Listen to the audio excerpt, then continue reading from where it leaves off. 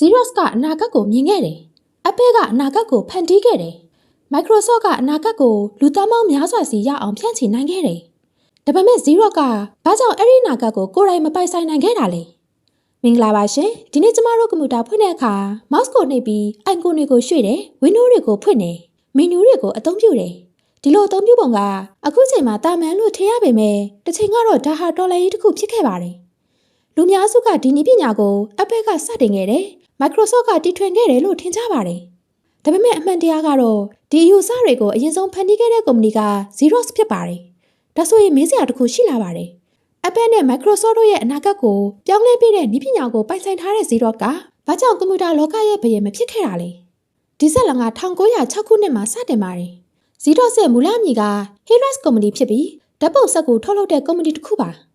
1938ခုနှစ်မှာတီထွင်သူ Chester Custom ဟာစာရွက်မိတ္တူကူးတဲ့နည်းပညာအသစ်ကိုတီထွင်ခဲ့ပါတယ်။အဲ့ဒီနည်းပညာကို Xerography လို့ခေါ်ပါတယ်။အစပိုင်းမှာကုမ္ပဏီအများစုကဒီနည်းပညာကိုစိတ်ဝင်စားကြပါဘူး။ဒါပေမဲ့ Helios ကုမ္ပဏီကတော့အလားအလာကိုမြင်ခဲ့ပါတယ်။နှစ်ပေါင်းများစွာယင်းနှိမ့်မြုပ်နှံပြီးနောက်1959ခုနှစ်မှာ Xerox 914ဆိုတဲ့မိတ္တူကူးစက်ကိုထုတ်လုပ်ခဲ့ပါတယ်။အဲ့ဒီစက်ဟာသမိုင်းကိုပြောင်းလဲသွားစေခဲ့ပါတယ်။အရင်ကစာရွက်တရွက်မိတ္တူကူးဖို့အချိန်အများကြီးယူရပေမဲ့ Xerox 914ကတော့ခလုတ်တစ်ချက်နှိပ်ုံနဲ့စက္ကန့်ပိုင်းအတွင်းမိတ္တူထွက်လာပါတယ်။ရုံးတွေ၊ကျောင်းတွေအစိုးရဌာနတွေအားလုံးက Xerox စက်ကိုဝယ်ယူလာကြပါတယ်။အောင်မြင်မှုကအလွန်ကြီးမားခဲ့တဲ့အတွက် photocopy လုပ်တာကိုတော့လူတွေက Xerox လုပ်မယ်လို့ခေါ်တဲ့အထိဖြစ်လာခဲ့ပါတယ်။ Xerox ဟာအမြတ်အစွန်းများစွာရရှိလာပြီးကမ္ဘာအကောင်းဆုံးနည်းပညာကုမ္ပဏီတွေကတစ်ခုဖြစ်လာခဲ့ပါတယ်။ဒါပေမဲ့ Xerox ရဲ့အကြီးမားဆုံးအောင်မြင်မှုကမိတ္တူကူးစက်မဟုတ်ပါဘူး။1980ခုနှစ်မှာ Xerox က Xerox Palo Alto Research Center ဆိုတဲ့သုတေသနဌာနကိုတည်ထောင်ခဲ့ပါတယ်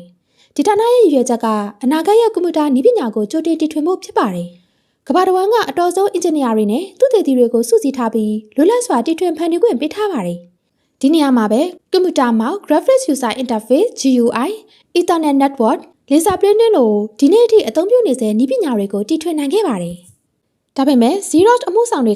ကဒီနည်းပညာတွေဟာဘလောက်အရေးကြီးမလဲဆိုတာအပြည့်အဝမမြင်ခဲ့ကြပါဘူး။သူတို့ရဲ့အာရုံကမိတ္တူကူးစက်လုပ်ငန်းပေါ်မှာပဲရှိနေစေဖြစ်ပါတယ်။အဲ့ဒီချိန်မှာလူငယ်စွန့်ဦးတီထွင်သူတယောက်က Xerox PARC ကိုလာရောက်လေ့လာခဲ့ပါတယ်။သူ့နာမည်က Steve Jobs ဖြစ်ပါတယ်။ဒါပေမဲ့ဒီနည်းပညာတွေက Xerox ကိုကမ္ဘာအကြီးဆုံးကွန်ပျူတာကုမ္ပဏီဖြစ်စေခဲ့တာတော့မဟုတ်ပါဘူး။အဲ့ဒီအစားတခြားကုမ္ပဏီနှစ်ခုရဲ့ကံကြမ္မာကိုပြောင်းလဲပေးခဲ့ပါတယ်။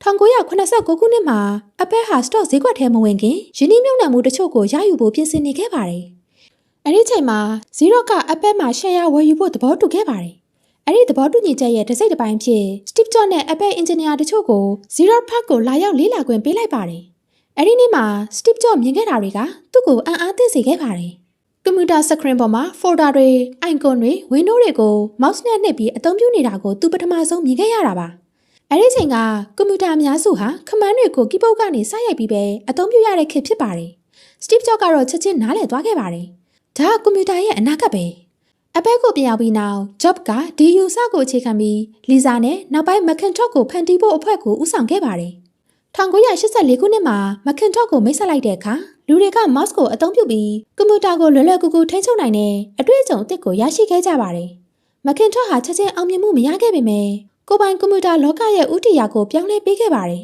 ။အဲ့ဒီချိန်မှာ Microsoft ကလည်း Apple ရဲ့လမ်းကြောင်းကိုသတိထားမိနေပါတယ်။ Microsoft ဟာ Windows ကိုတီထွင်ပြီး GUI အခြေခံ Operating System ကိုတိုးတက်အောင်ဆက်လက်ဖန်တီးခဲ့ပါတယ်။1990ပြည့်နှစ်တွေမှာ Windows ဟာကမ္ဘာတစ်ဝန်းကကွန်ပျူတာအများစုမှာအသုံးပြုတဲ့ Operating System ဖြစ်လာခဲ့ပါတယ်။ Apple နဲ့ Microsoft နှစ်ခုစလုံးက Xerox Park မှာပေါ်ထွက်ခဲ့တဲ့အယူအဆတွေကိုထုတ်ကုန်အဖြစ်အောင်မြင်အောင်ပြောင်းလဲနိုင်ခဲ့ပါတယ်။ဒါပေမဲ့ Xerox ကတော့သူတို့ကိုယ်တိုင်တီထွင်ထားတဲ့နည်းပညာတွေကိုအဓိကစီးပွားရေးအဖြစ်မပြောင်းနိုင်ခဲ့ပါဘူး။ကုမ္ပဏီရဲ့အမှုဆောင်ပိုင်းကမိတ္တူကူးစက်လုပ်ငန်းကပဲအမြတ်ဆုံးအများဆုံးရနေတယ်လို့ယုံကြည်နေခဲ့ကြပါတယ်။ဒါကြောင့် Park ကတီထွင်မှုတွေကိုစိတ်ဝင်စားဖို့ကောင်းတဲ့သုတေသနအဖြစ်ပဲမြင်ခဲ့ကြပြီးဈေးကွက်ထဲကိုအချိန်မီမပို့ဆောင်နိုင်ခဲ့ပါဘူး။အဲ့ဒီဆုံးဖြတ်ချက်က Xerox ရဲ့အနာဂတ်ကိုတဖြည်းဖြည်းပြောင်းလဲသွားစေခဲ့ပါတယ်။ဒါပေမဲ့မေးခွန်းတစ်ခုကျန်နေပါသေးတယ်။ဒီနည်းပညာတွေကိုအရင်ဆုံးတီထွင်ခဲ့တဲ့ Xerox ကဘာကြောင့်ကွန်ပျူတာလောကကိုမဦးဆောင်နိုင်ခဲ့တာလဲ။အဓိကအကြောင်းရင်းကတော့ Xerox ဟာသူတို့ကိုယ်သူတို့မိတ္တူကူးစက်ကုမ္ပဏီအဖြစ်ပဲမြင်နေခဲ့တာပါ။ကုမ္ပဏီရဲ့ဝင်ငွေအများစုကမိတ္တူကူးစက်လုပ်ငန်းကနေရနေတဲ့အတွက်အမှုဆောင်တွေဟာအန္တရာယ်များတဲ့စွန့်စားမှုအသစ်တွေကိုမလုပ်ချင်ကြပါဘူး။ Xerox ဘက်ကသုတေသီတွေကတော့အနာဂတ်ကိုမြင်နေကြပါတယ်။ ဒါပေမဲ့အနာဂတ်ကိုမြင်တဲ့သူတွေနဲ့စုံဖြတ်ချက်ချတဲ့သူတွေကြားမှာအမြဲကွာဟမှုရှိနေခဲ့ပါတယ်။ရလအနေနဲ့တီထွင်မှုကသူတည်တနာခံထဲမှာပဲကျန်နေခဲ့ပြီးဈေးကွက်ထဲကိုရောက်မလာနိုင်ခဲ့ပါဘူး။တစ်ဖက်မှာတော့အပက်ဟာမက်ခင်ထော့နဲ့ကွန်ပျူတာကိုလူတိုင်းလွယ်လွယ်ကူကူအသုံးပြုနိုင်ရမယ်ဆိုတဲ့အယူအဆကိုလက်တွေ့အကောင့်ထဲဖော်ခဲ့ပါတယ်။ Microsoft ကလည်း Windows ကိုဆက်လက်ဖွံ့ဖြိုးတိုးတက်စေပြီးကမ္ဘာတစ်ဝန်းကကိုယ်ပိုင်ကွန်ပျူတာအများစုမှာအသုံးပြုတဲ့ Operating System ဖြစ်လာခဲ့ပါတယ်။ဒီနေ့ကျမတို့အသုံးပြုနေတဲ့ Windows, Mac OS နဲ့ Linux Desktop Environment အများစုမှာတောင် GUI, Windows icon နဲ့ Mouse ဆိုတဲ့အခြေခံအယူအဆတွေကိုဆက်လက်အသုံးပြုနေစေဖြစ်ပါတယ်။ Xerox ကတော့မိတ္တူကူးစက်နဲ့စာရွက်စာတမ်းဖြည့်ရှင်းသည့်လုပ်ငန်းတွေမှာဆက်လက်ရပ်တည်ခဲ့ပေမယ့်ကိုယ်ပိုင်ကွန်ပျူတာတော်လှန်ရေးကိုဦးဆောင်တဲ့ကုမ္ပဏီဖြစ်မလာခဲ့ပါဘူး။တမိုင်းကိုပြန်ကြည့်လိုက်ရင် Xerox ဘက်ကထွက်ပေါ်လာခဲ့တဲ့နည်းပညာတွေဟာကွန်ပျူတာလောကရဲ့အခြေခံအုတ်မြစ်တွေကတချို့ဖြစ်နေပါတယ်။ဒါပေမဲ့လူများစုကအဲ့ဒီနည်းပညာတွေရဲ့မူလအစကိုမသိကြတော့ပါဘူး။သူတို့အမှတ်ရတာက Apple နဲ့ Microsoft ကိုပဲဖြစ်ပါတယ်။ဒီဇလန်ကပေးတဲ့သင်ခန်းစာကတော့ Xerox ရဲ့ဇလန်ကအရင်ပြောခဲ့တဲ့ Nokia, Kodak, Sierra နဲ့မတူတဲ့သင်ခန်းစာတစ်ခုကိုပေးပါတယ်။တီထွင်နိုင်တာကအောင်မြင်မှုမဟုတ်သေးဘူး။တီထွင်မှုကိုလူတွေအတွက်အသုံးဝင်တဲ့ထုတ်ကုန်ဖြစ်ပြောင်းလဲနိုင်မှာအောင်မြင်မှုဖြစ်လာတာပါ။ကဘာကြီးကအကောင်းဆုံးအယူအဆကိုအမြဲအမှတ်ရနေတာမဟုတ်ပါဘူး။အဲ့ဒီအယူအဆကိုလူတွေလက်ထဲရောက်အောင်အကောင့်ထဲဖော်နိုင်တဲ့သူကိုပဲအမှတ်ရနေတတ်ပါတယ်။ Xerox ကအနာဂတ်ကိုမြင်ခဲ့ပါတယ်။ Apple ကအနာဂတ်ကိုဖန်တီးခဲ့ပါတယ်။ Microsoft ကအနာဂတ်ကိုလူသန်းပေါင်းများစွာစီရောက်အောင်ဖြန့်ချီနိုင်ခဲ့ပါတယ်။ဒါကြောင့် Xerox ရဲ့သမိုင်းကကြာရှုံးမှုတစ်ခုအကြောင်းသာမဟုတ်ပဲစိတ်ကူးကောင်းတစ်ခုရှိတာထက်အဲ့ဒီစိတ်ကူးကောင်းကိုအချိန်မီအကောင့်ထဲဖော်ရတဲ့တတိကပိုအရေးကြီးတယ်ဆိုတဲ့အဖိုးတန်သင်ခန်းစာကိုပေးခဲ့တဲ့သမိုင်းတစ်ပုဒ်ဖြစ်ပါတယ်။